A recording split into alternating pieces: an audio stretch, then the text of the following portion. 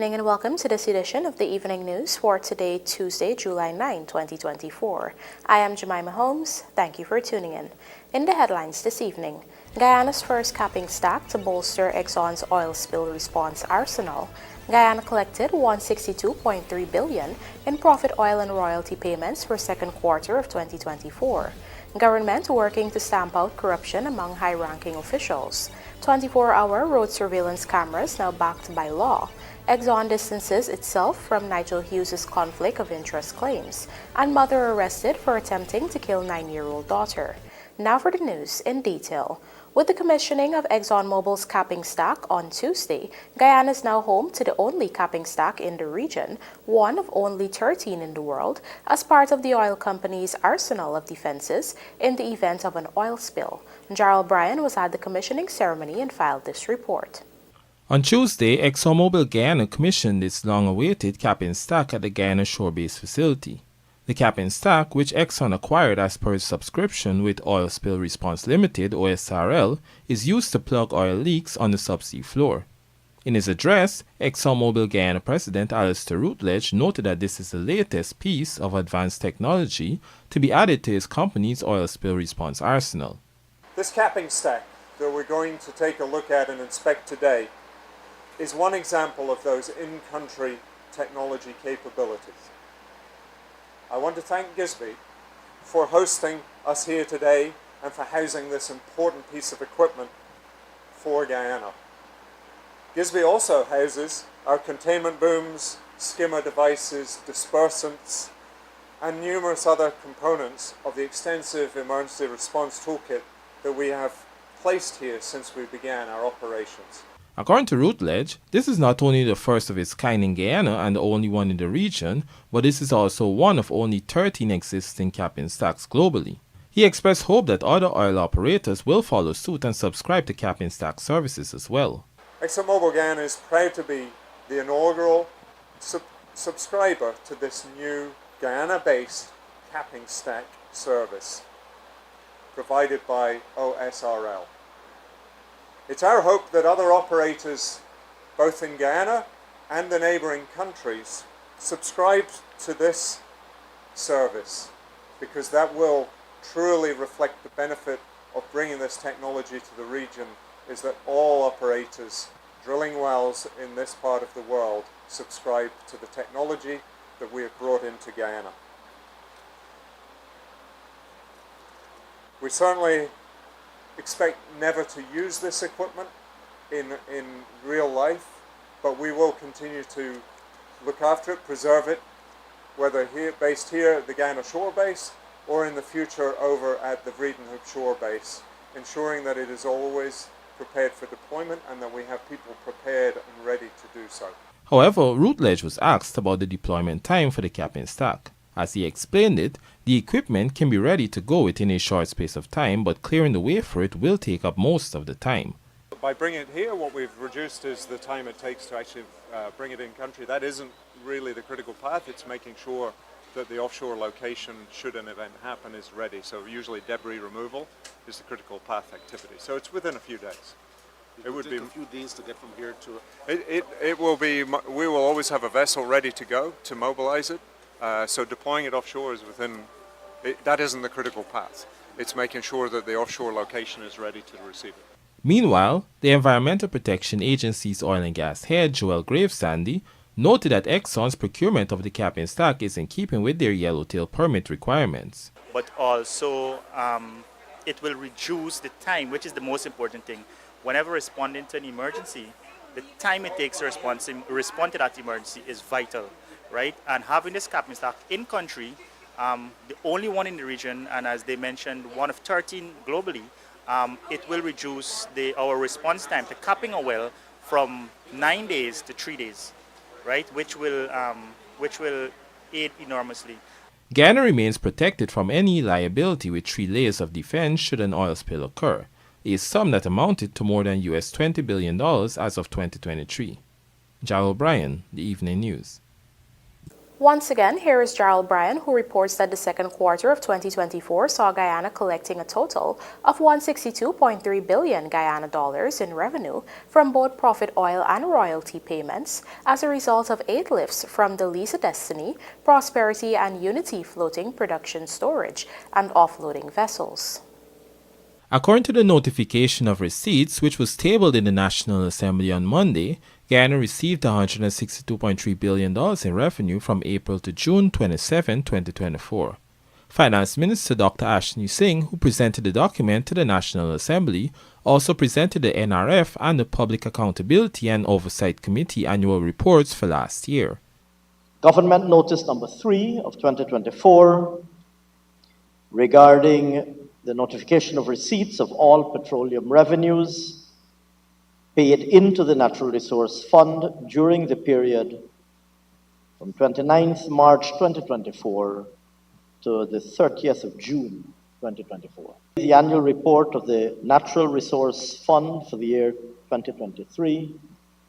And in that regard, sir, allow me to join you in acknowledging the presence of and in welcoming the distinguished chairman of the Board of Directors of the Natural Resource Fund and other directors and the respective chairs of the Public Accountability and Oversight Committee and the Investment Committee. Of the 8 lifts recorded, there were 2 from the Liza Destiny, April 13th and May 29th, which amounted to $36.1 billion in profit oil. The Liza Unity, which was the second FPSO to be operationalized, recorded 3 lifts, March 8th, April 13th, and May the 11th. These lifts amounted to payments of $53 billion. Finally, the Liza Prosperity FPSO also recorded 3 lifts, March 14th, April 23rd, and May 28th, for which Guyana recorded a payment of $52.5 billion. In a statement afterwards, the ministry noted that presenting these 3 documents is testimony to the government's commitment to transparency. The funds in the NRF have their origins in the oil-rich Stabroek Block offshore Guyana. U.S. oil major EXXONMobil and its partners, Hess Corporation and CNOOC, are producing light sweet crude using the 3 FPSO vessels. Gerald Bryan, The Evening News. We're now joined by Trishelle Sobers, who reports that in a bid to reduce the level of corruption in Guyana, the government is actively working to improve the ethical behavior of high-ranking public officials. A roundtable discussion on the matter was convened at the Pegasus Hotel on Tuesday. The roundtable discussion on ethical behavior in the public service was attended by representatives from the Public Service Commission, the Integrity Commission, the Ministry of Legal Affairs, the Ministry of Finance, the Audit Office, and the Public Procurement Commission. Among the topics covered were improving ethical conduct in the public service, encouraging ethical practices in public offices, and detecting and managing corruption and unethical practices, among others. The primary aim of the discussion was to provide a platform for the representatives from the various entities to identify ways in which the government can strengthen existing laws and guidelines, such as the Code of Conduct and the Integrity Commission Act, to enforce compliance. According to Minister of Parliamentary Affairs and Governance Gil Teixeira, the exercise will close loopholes being used by public officials to engage in corrupt activities that hinder the development of the economy and exploit vulnerable societies. She explained that the activity will also ensure that these individuals are well aware of what corruption entails so that they can avoid participating in such activities involuntarily. I don't think there's any country in the world that's got rid of corruption. But some countries have stronger laws and are able to control and take the matters to the courts, and the courts rule on them. And there's always the accusation the small man is get caught, but the big ones don't get caught. Those are things that obviously in the laws and in our investigations, in the Auditor General, in the Public Procurement Commission, all these things, how do we make sure that persons are facing the court? Teixeira added that Tuesday's dialogue will further aid in a more comprehensive approach being implemented going forward as it relates to dealing with corrupt officials in the public sector. I think we have to have a more elevated discussion so that we're able to really address corruption in a way that is able to, in a progressive way, reduce it and to expose it where it happens, to investigate it, and to lead to charging people if they're guilty. Back in 2021, the National Coordinating Committee on Anti-Corruption, NCC, which is mandated to build institutional and systematic interagency collaboration in the anti-corruption framework of Guyana, was formed. Trishelle Sobers, Evening News. Traffic management will receive a significant boost with the passage of the amendments to the Motor Vehicles and Road Traffic Act, which will now see 24-hour road surveillance cameras backed by law. Michael Henry has the details. A new amendment was made to the Motor Vehicles and Road Traffic Act on Monday evening in the National Assembly. This new amendment will see 24-hour road surveillance cameras backed by law. Speaking on the amendment, Home Affairs Minister Robeson Ben stated that it comes on the heels of scores of accidents on the nation's roadways. It allows for intelligent camera systems to be fitted onto traffic lights, and it will be managed by the Guyana Police Force. Public roads, so that is declared public roads, install an electronic system consisting of A, cameras to capture photographic images and videos of vehicles and persons in the vehicles, and B, radars to detect the speed of vehicles. Data captured by the system shall be automatically stored in a specific database established and controlled by the National Data Management Authority for that purpose. The data stored in the database shall be accessible by a member of the police force, assigned under the specific subsection by a web application established by the NDMA, and may be used as evidence to charge persons for the commission of offenses to which this part applies, and to prosecute the persons charged. Meanwhile, Minister of Public Works Juan Edgel expressed that this will allow the Guyana Police Force to deal with personnel more efficiently. What the police force will be empowered to do through this piece of legislation is to utilize their personnel in a more efficient manner, deal with crime fighting, controls, managing major activities and intersections, while the cameras, day and night, rain or sun, will be there to be able to curb and prevent the excessiveness and the lawlessness that is taking place on our roadways. This piece of legislation will be able to address two road offenses: speeding and the use of seatbelts, or the lack of use of seatbelts. This legislation specifically will be able to address those two traffic offenses. But the fact that we have cameras, intelligent electronic devices, strategically placed in itself is producing safer communities. The bill also enjoyed the support of opposition members of Parliament. I am Michael Henry, reporting for the Evening News. The gas-to-energy project, which will soon come on stream, will significantly reduce energy costs and ultimately increase Guyana's export capabilities. This was echoed by the president of the Guyana Manufacturing and Services Association. Kelroy Williams reports.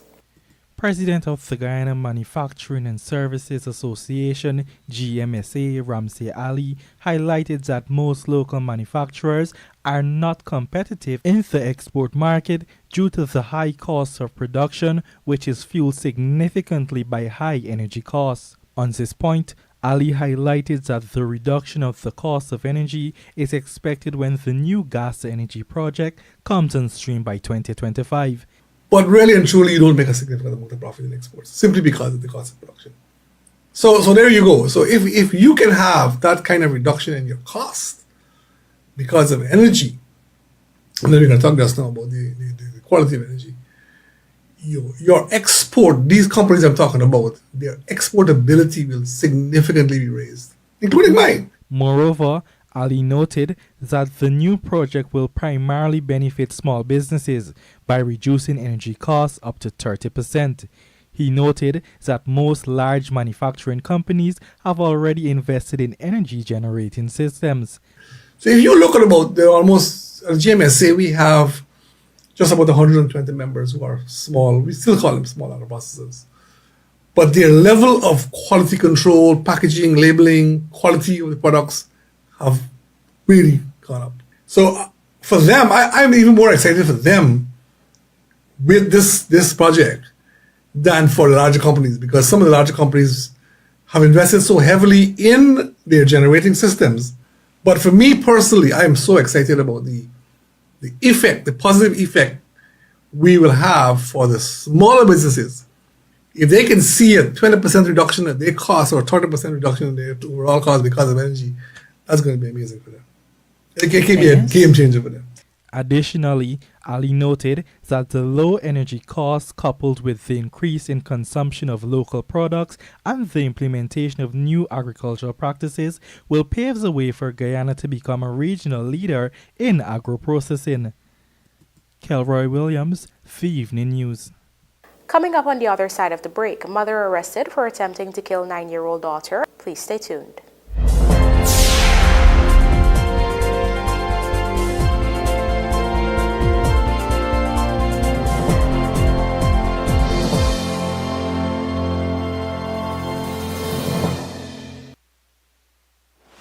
Did you know that GUYANA'S Jet A1 fuel is a type of aviation fuel specially formulated for turbine engines? Jet A1 fuel is safer to handle and transport than any other fuel types due to its high flash point and low volatility. It also boasts a high energy content, enhancing aircraft performance and efficiency. So whether traveling for business or pleasure, choose GUYANA'S Jet A1 fuel for a safe, reliable, and efficient flight.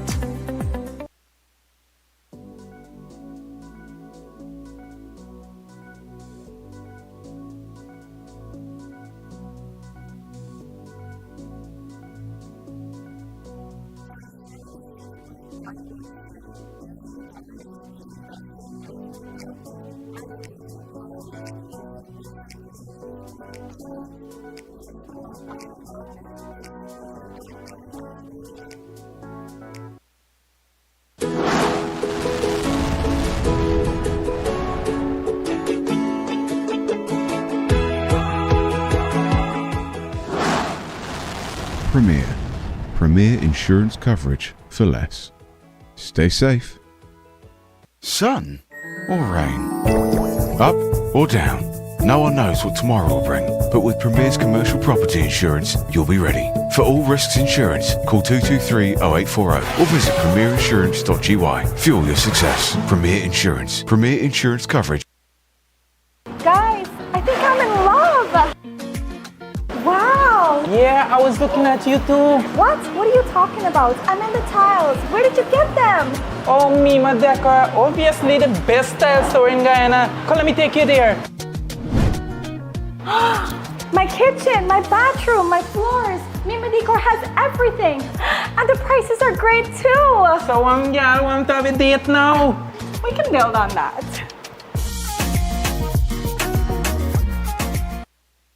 Calling all small to large scale businesses. The International Building Expo 2024 is coming to the National Stadium from August 8th to 11th, 2024. Whether you're a small business or a major player, there's a package for you starting as low as $20,000. Network with industry leaders, boost your brand visibility, and generate high quality sales leads. Register now at www.buildingexpo.gy. That's www.buildingexpo.gy. Or call 592-635-1103 or 592-635-1104. Oh no, welcome to Building Expo.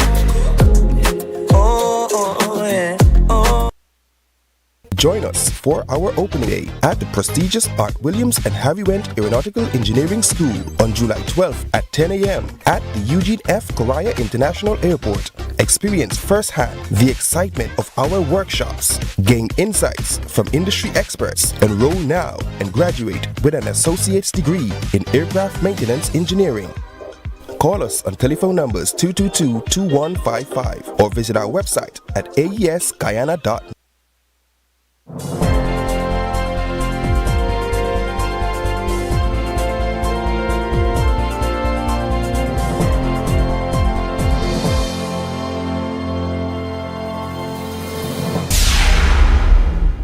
Welcome back. You're watching the evening news. Let's now tell you that a mother has been taken into custody for brutally chopping her 9-year-old daughter after her boyfriend referred to her and the child as waste. The incident took place on Sunday evening at their Zeelat East Bank Essequibo home.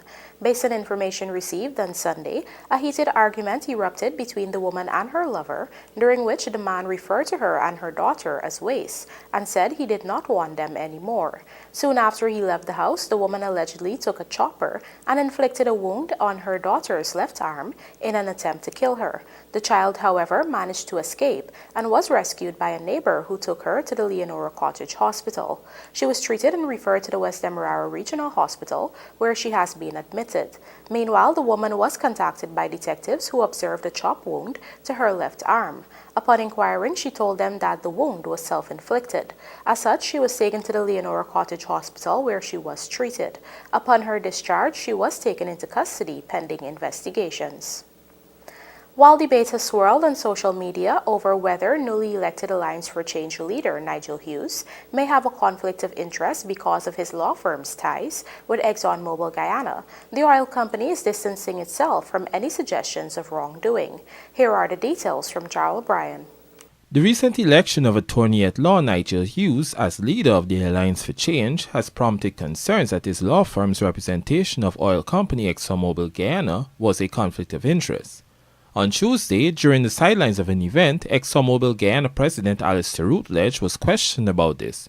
According to Routledge, however, the company does not believe there is any conflict of interest with this arrangement. That's not the right question for today, but what I would say is we comply with all laws and regulations here and internationally, so we don't believe we have any conflict of interest, any issues. During a recent press conference, Vice President Barry Jagdeo had hinted that there could be an investigation into Hughes' involvement in the negotiations of the 2016 oil contract.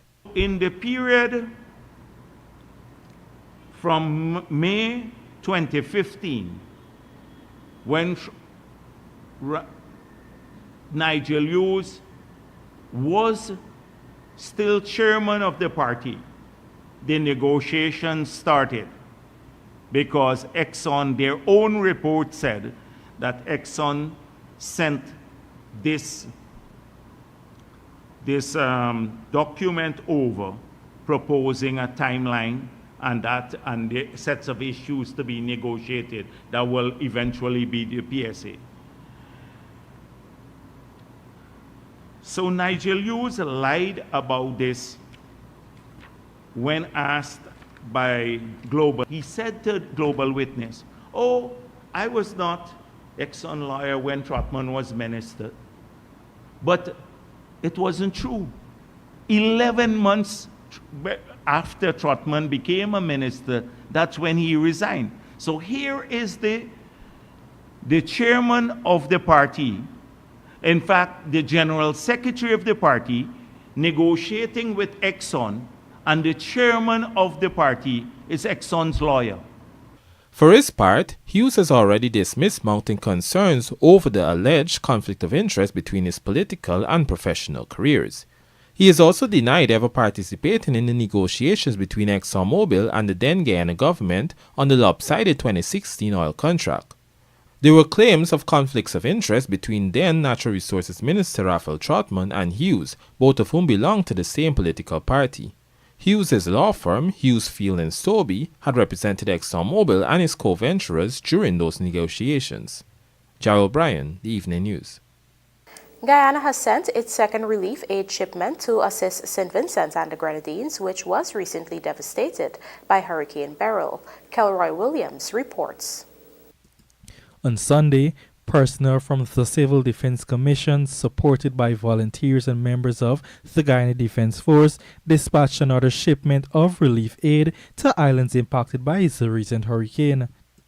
These supplies are currently en route to St. Vincent and the Grenadines aboard the cargo vessel MV Hein, which departed local waters at 18 hours on Sunday and was expected to arrive today.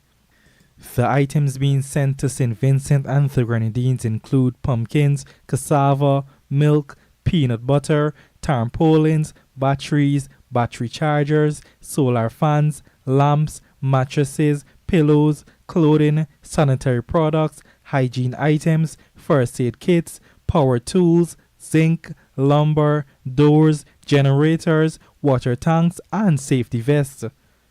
These items were acquired through a collaborative effort with the Government of Guyana, the Private Sector Commission, and local non-governmental organizations. However, CARICOM and the Caribbean Disaster Emergency Management Agency, CDEMA, are coordinating with all stakeholders to ensure safety and security during the ongoing hurricane season. The Guyana government remains committed to assisting as needed.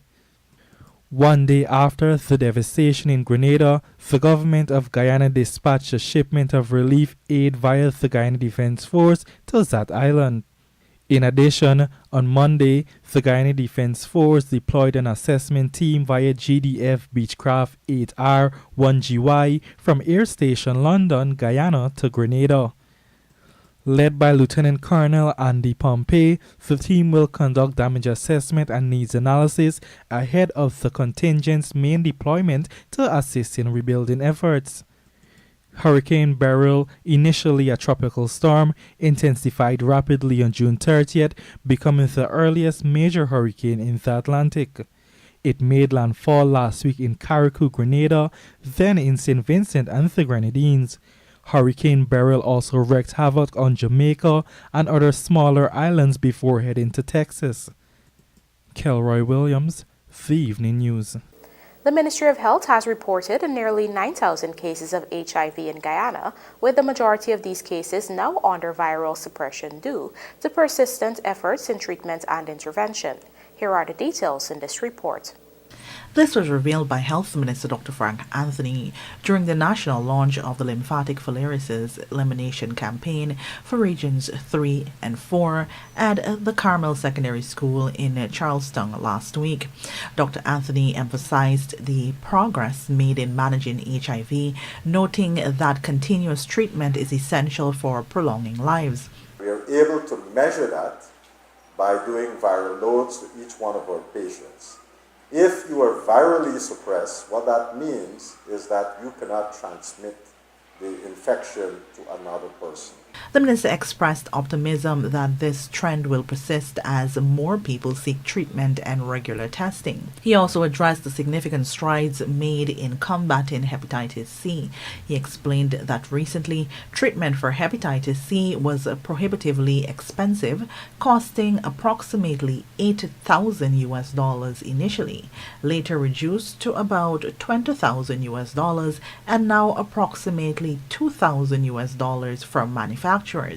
However, a partnership with the Pan American Health Organization has enabled access to these medications at under $120 per patient, resulting in the cure of 42 individuals so far. Having implemented this program about a year ago, what we now have is about 42 persons who have been cured of hepatitis C in this country. And we continue to look for persons who are Hep C positive, and we're going to continue to treat them. So that's a new program that we've introduced and working towards elimination of Hep C in our country. Furthermore, the minister reported a decline in tuberculosis cases from 500 annually to 300 last year. This reduction is attributed to the successful intervention implemented by the health ministry. Dr. Anthony underscored the importance of these achievements in the ongoing efforts to reduce the burden of infectious diseases in Guyana. Lawanda McAllister for the Evening News.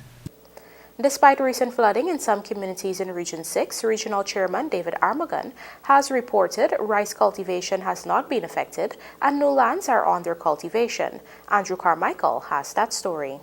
The regional chairman made this disclosure while addressing the Regional Democratic Council, RDC, at its recent statutory meeting, during which he also pointed out that there is an expansion of rice cultivation in the region.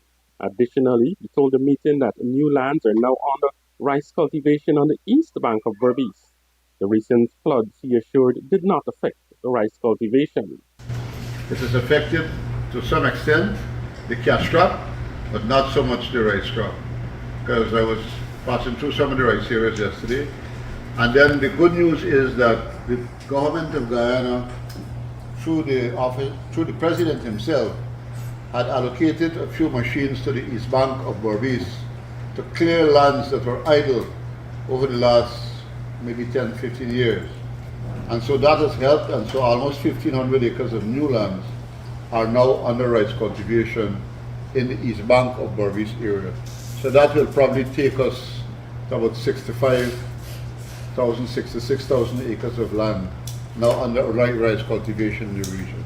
Armagon related that the government, through the Agriculture Ministry, will be building 100 shade houses for female farmers in the Crabwood Creek area for the cultivation of peppers. There's a big market for pepper in the Caribbean, and so he wanted those farmers in the Crabwood Creek area to focus a lot on peppers. You also know that there's a plant in Blackbush called umami. I don't know how many of you know about that. Umami specializes in pepper sauces and so, and they are not getting enough pepper to run their factory because the farmers in Blackbush mostly focus on rice and a little bit cash crop. So what has been happening there is that we now have to push the production of pepper in a big way so that we can supply umami and be able to supply the Caribbean market that is readily available for fresh pepper. Shade houses are also being promoted in schools, with 5 schools benefiting from the project last year. One of the communities Armagon said that will be targeted is Mara on the east bank of Berbice. This, he noted, might be able to bring down the prices for agricultural commodities. The prices of agricultural commodities in the market has gone up a little bit, and so we have to work towards bringing down those prices that are presently pretty high in some of the marketplaces. Focusing on rice, the regional chairman expressed optimism about the ongoing growth in the industry. He pointed out that about 5% of the previous rice crop is yet to be harvested. Andrew Carmichael, The Evening News. And now for a look at the bridge reports. The Demerara Harbour Bridge will be closed to vehicular traffic on Wednesday, July 10, 2024 at 4 hours for a period of 1.5 hours. Meanwhile, the Berbice River Bridge is scheduled to be closed to vehicular traffic at 6 hours 35 on Wednesday, July 10, 2024, also for 1.5 hours. And now for a look at the local stock exchange market compliments of GASI.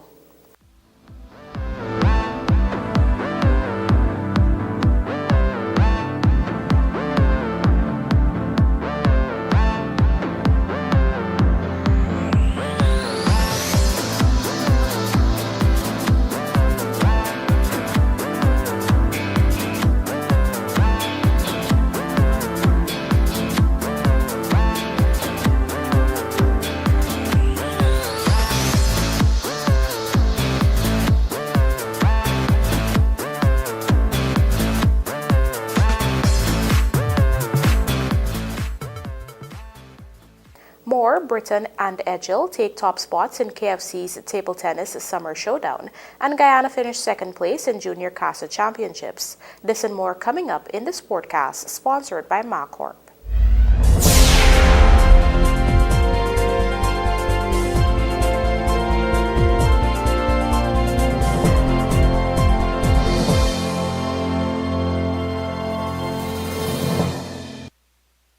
Crispy, creamy, what a catch, so tasty. What a catch, with a caramel center. What a catch, and so much chocolate, ooh yeah. First it's crispy, then it's creamy, with so much chocolate, smooth and milky. And when you go a little deeper, you find caramel, ooh yeah.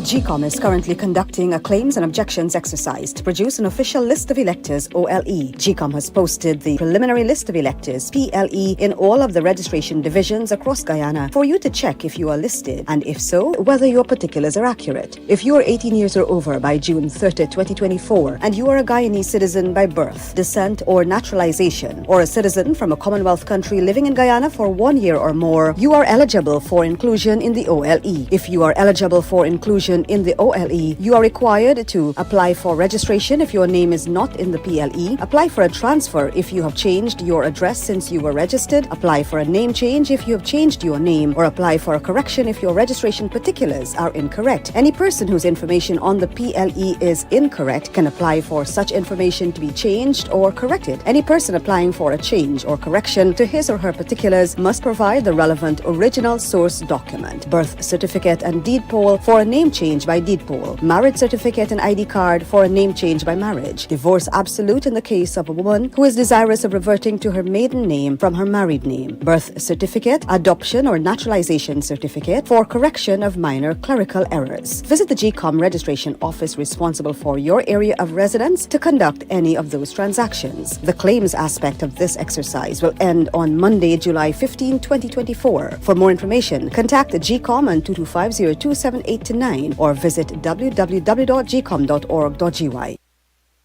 Looking to bring your dream home to reality? Or simply taking on a home improvement project? Then National Hardware Limited is where you should start. Let us put that touch to your home.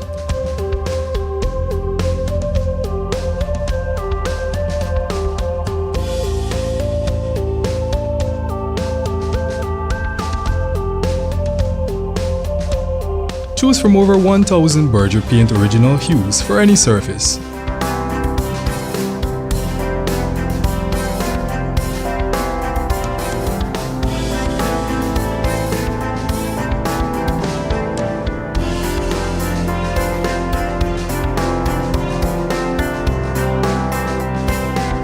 We are known for our trusted brands such as Westinghouse, Philips, Sadco, Rubbermaid, Pyrex, Gibson Home, and so much more.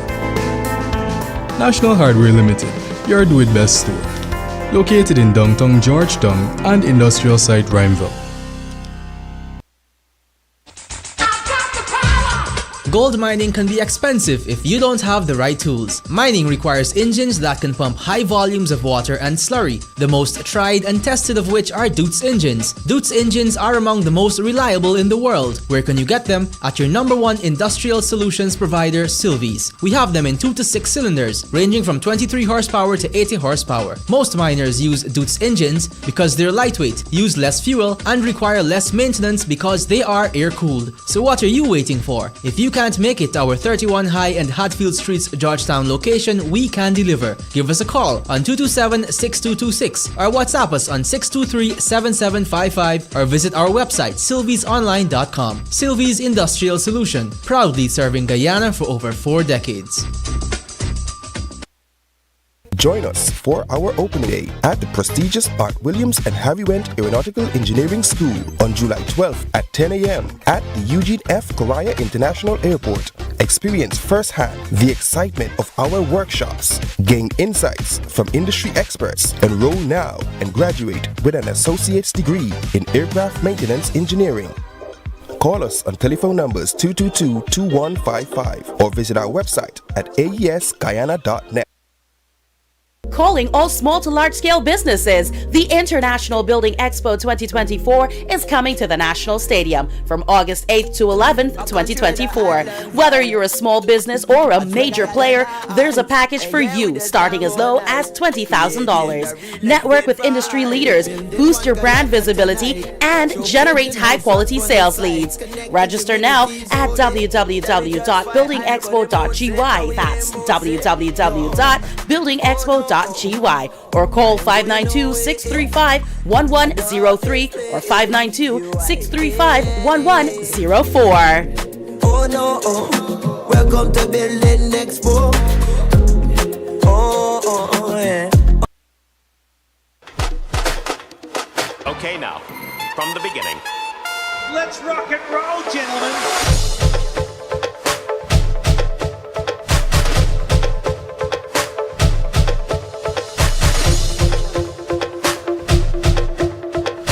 advertise with us, contact our marketing department on telephone numbers 231-0544 or 223-7230 or email us at marketing@GuyanaTimesGY.com for more information on affordable packages.